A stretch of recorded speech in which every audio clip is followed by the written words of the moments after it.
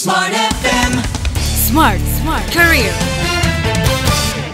Smart listeners, di mana sosial media itu sebenarnya sekarang udah jadi kebutuhan dari kita semua, dan dunia digital dan digital marketing jadi satu hal yang sekarang lagi dicari-cari nih oleh banyak perusahaan. Tapi kita mau tahu ya, sebenarnya di dalamnya itu seperti apa sih, industrinya seperti apa. Kita gali lewat orang yang memang sudah nyemplung di dalamnya, smart listeners. Mas Lukas Nawawi. Halo Mas Lukas. Halo. Kita mau tahu nih, karena kalau Tasya sendiri dunia media, tapi kan media konvensional, bukan kreatif seperti yang sekarang Mas Lukas dalami begitu ya, digital marketing. Gimana sih vibes di dalamnya, pekerjaannya tuh loadnya emang cepat terus kah atau seperti apa? Sama lah kayak di media. Oh gitu ya.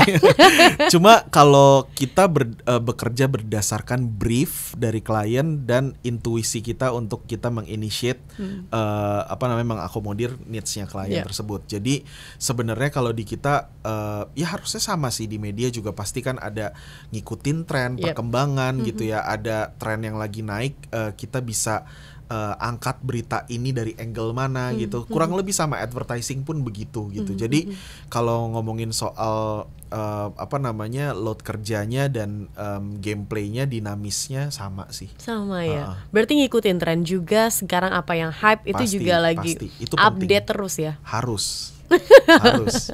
Oke. Kak, kalau di dalam digital marketing sendiri tadi kan harus mengikuti brief dari customer, dari klien, begitu kan. Berarti kans untuk bisa dinamis tuh explore itu benar-benar terbuka. Bisa banget justru, karena kan brief dari klien itu bentuknya saya butuh menuju ke sini gitu. Tapi cara untuk menuju ke sananya dan untuk menceklis kebutuhan tersebut itu kan itulah gunanya perannya creative agency untuk menunjukkan caranya bagaimana gitu. Buat dari sisi briefnya klien itu pasti gimana kita menceklis objektif tersebut gitu loh.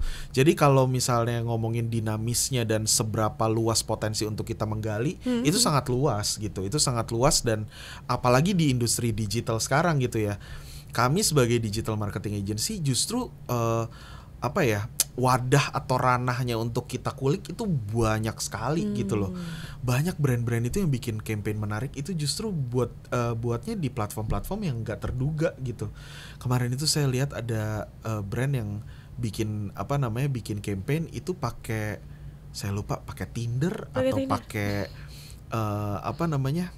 OnlyFans gitu. Itu pernah ada juga campaign yang kayak gitu. Jadi justru kreativitas itu menariknya adalah kita cari point of view atau angle yang gak banyak dilirik, tapi itu sebenarnya opportunity. I see. Gitu. Berarti ini cocok banget mungkin ya buat smart listeners yang mungkin sekarang masih bingung menentukan arah karir begitu Mas Lukas. Tapi ngerasa bahwa saya ini orangnya nih liar banget nih, misal pemikirannya kreatif banget.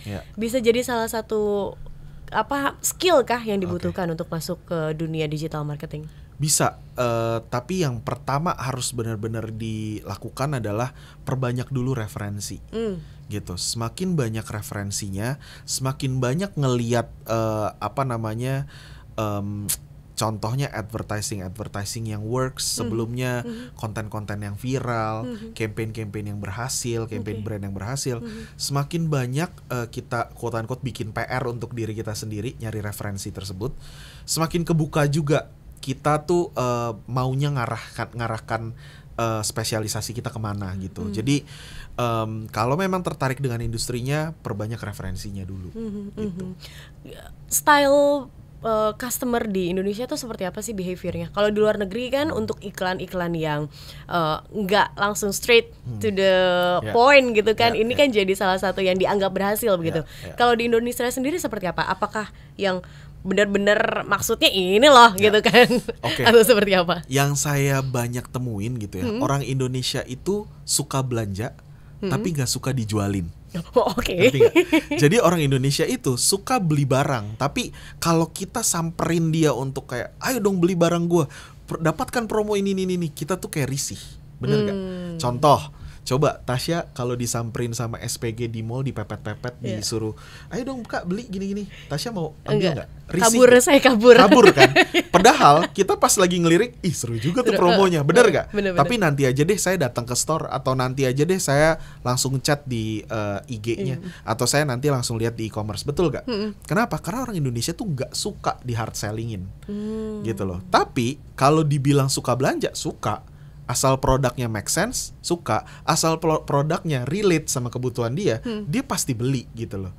Gitu. Jadi kayak behavior itu sebenarnya bukan masalah di luar negeri atau di dalam negeri. Sebenarnya dimanapun orang-orang tuh rata-rata kayak gitu. Apalagi kalau orang luar, mereka straight to the point kan orangnya. Kalau orang sini tuh ada rasa apa ya namanya, kayak isinnya gitu. Bukan malu-malu ya, apa sih, kayak nggak enak hati gitu kan. Jadi mau nolak tuh nggak enak, tapi nolaknya nggak bales aja chatnya, betul gak? Gitu. Jadi kalau orang Indonesia itu nggak suka dijualin, tapi dia suka beli produk. Jadi yang harus kita kejar apa? Supaya dibeli gitu ya. Relevansi. Kita mesti relevan. Kita mesti bikin campaign atau konten atau approach yang relevan sama mereka. I see. Skill kedua nih begitu kan ya, listeners. Tadi banyak riset, kemudian coba untuk be relevan di dalam hal ini. Nah, kalau sekarang posisi-posisi apa sih yang masih dibutuhkan dan membutuhkan SDM yang cukup banyak begitu ya di dunia digital marketing? Oke. Kalau di dunia digital marketing yang selalu dicari menurut saya konten spesialis yang bisa bikin konten yang relevan. Itu akan selalu dicari. Gitu. Semakin banyak portfolio dia bikin konten yang relevan, itu tuh semakin seksi lah portfolionya. Jadi contoh ya. Kalau misalnya kamu portfolionya cuma sekedar biodata, nama, terus udah gitu saya pernah bekerja di perusahaan A, B, C, D gitu kan ya. Instead of itu, saya pernah bekerja di perusahaan ini selama 3 bulan saya menghasilkan konten dengan total views 20 juta. Ini contoh konten saya, ini contoh konten saya, ini contoh konten saya. Itu kan konten spesialis yang works gitu loh. Resultnya ada, pekerjaannya, lokasinya di perusahaan apanya legit gitu, tapi pekerjaan dia ada resultnya gitu. Jadi itu jadi penting gitu. Sama editor pun juga sama. Editor juga harus bisa kasih lihat perannya dia tuh apa dalam mengedit video tersebut gitu. Pasti ada perannya gitu. Misalnya dijelasin, saya adalah editor yang bisa spesialisasi saya bisa bikin hook yang keren dari video yang raw video yang saya udah terima gitu. Jadi kalau ngomongin sekarang kebutuhannya di industri kita sekarang ya butuh konten spesialis, butuh mereka-mereka yang bisa contribute untuk ngasilin output sih. Videographer, editor itu ya? Editor, editor terus sama konten spesialis itu jadi hal yang sangat dibutuhkan gitu. Graphic designer pun ya dibutuhkan. Graphic designer yang seperti apa? Graphic designer yang bisa mentranslate narasi yang ada objektif dari key message yang mau disampaikan into visual gitu. Jadi visualnya bukan cuma sekedar ini disuruh gambar apa, disuruh bikin visual apa, visual A gitu misalnya. Ya udah dia cuma sekedar plek-ketiplek bikin kayak gitu yang ya desainer lain juga bisa bikin gitu. Oke. Apa fakta-fakta menarik sih yang mungkin jarang begitu ya orang tahu di industri digital marketing? Fakta menarik ya. Fakta menarik itu contohnya apa ya? Contohnya followers itu udah nggak harus selalu jadi patokan yang dilihat loh. Oh ya? Iya iyalah. Sekarang orang lebih coba deh. Kapan terakhir Tasya buka TikTok terus klik profilnya orang itu terus langsung mau follow orang itu? Hampir nggak pernah. Karena Tasya pas buka terpaparnya dari konten kan. Kalau kontennya relate, Tasya love.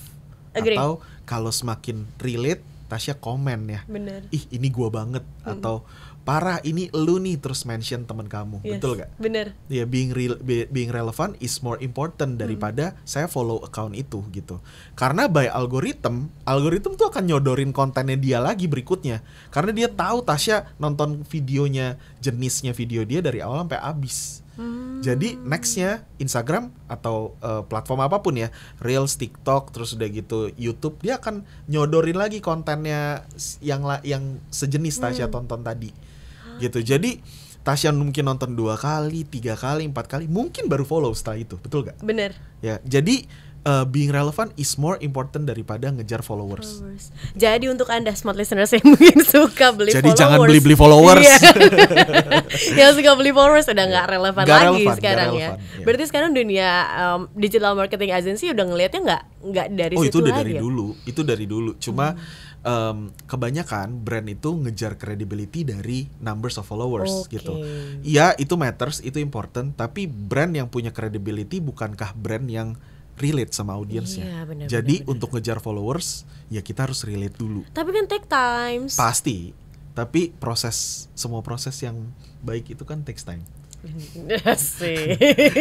Filosofis ya. Oke, kalau untuk jam kerjanya sendiri, Oke. hustle nggak sih, Mas? Semua pekerjaan juga hustle lah. Oh, ya. Tapi kalau di advertising ya mungkin di media pun juga gitu gitu ya. Ya adaptif sama keadaan, adaptif sama momen itu kan penting gitu ya. Terkadang momen itu kita nggak datangnya itu nggak office hour ya. Oh, iya, Nggak ada benar. office hournya, nggak ada momen penting itu harus dari jam 8 sampai jam 5 sore kan Iya, nggak ada iya, ya. iya. Ya tuh tiba-tiba jam 8 malam ada kejadian apa itu harus kita riding. Ya memang itu resikonya di advertising gitu sih. Work life balance bisa diraih nggak? Bisa. Sebenarnya work and life itu gak harus dibalance, itu harusnya jadi satu kesatuan. Tapi sebenarnya kita mengejar ke sana. Kita mengejar ke sananya dalam arti ya kita mesti mikirin gimana bikin kenyamanan itu terjadi sehingga gak ada yang harus dibalancein gitu, karena memang itu jadi satu kesatuan sih sebenarnya menurutku ya. Oke, benar. Karena saya punya tim sosial media Sabtu-Sabtu, Minggu-Minggu juga kerja begitu kan ya. Padahal semuanya ini kan berarti work life balance-nya, terus juga kesempatan untuk mungkin liburan. Ini kan akan terkikis begitu. Ya balik lagi ya, aku selalu nanya ke tim sosial media aku pun sama, pertanyaannya adalah lo enjoy nggak sama pekerjaan itu? Kalau kamu enjoy sama pekerjaan itu, ketika lo work nggak merasa seperti lagi work gitu ya you can do anywhere anytime gitu loh sebenarnya gitu. Jadi work life balance di berbagai jenis pekerjaan itu udah pasti sebenarnya itu cita-cita yang bagus gitu ya. Tapi kalau mau ngomong balance-nya itu di diri kitanya sendiri sih gitu. Jadi dan di pekerjaan manapun akan ada momennya di weekend kita harus standby gitu loh. Ya itulah dunia kerja gitu. Ya kurang lebih begitu sih. Jadi posisi apapun akan ada resiko kesananya gitu. Apalagi kayak saya gitu ya. Saya kan sebenarnya sebagai founder, sebagai CEO di perusahaan saya sendiri, ya lebih nggak ada lagi jam kerjanya tuh. Gitu misalnya kayak Sabtu ada momen important yang kayaknya nggak bisa nih atau timku nggak sadar nih, ya aku yang harus approach gitu. Aku yang harus remind gitu misalnya. Jadi ya harusnya kan sebaliknya ya gitu. Tapi ya realitasnya kan nggak sebagus teorinya. Ya sama sebenarnya menurutku gitu sih. Oke, baik. Jadikan pekerjaan sebagai bagian hidup ya. Jadi balance-nya tanyakan lagi ke diri masing-masing. Oke, itu dia kalau misalnya Anda ingin tahu begitu ya Smart Listeners, seluk-beluk dari dunia digital marketing agency Mas Lukas Nawawi, mungkin bisa di reach out di Instagram kah? Di mana? Instagram saya bisa di @lucasnawawi. Instagram, TikTok ada. Oke, itu dia Smart Listeners untuk Anda insight-nya di hari ini dalam podcast Smart Career. Dan kita harus tutup. Akhir kata saya Tasya Rustama dan Mas Lukas, kami pamit. Thank you. See ya. Smart FM. Smart Career. Make your future better.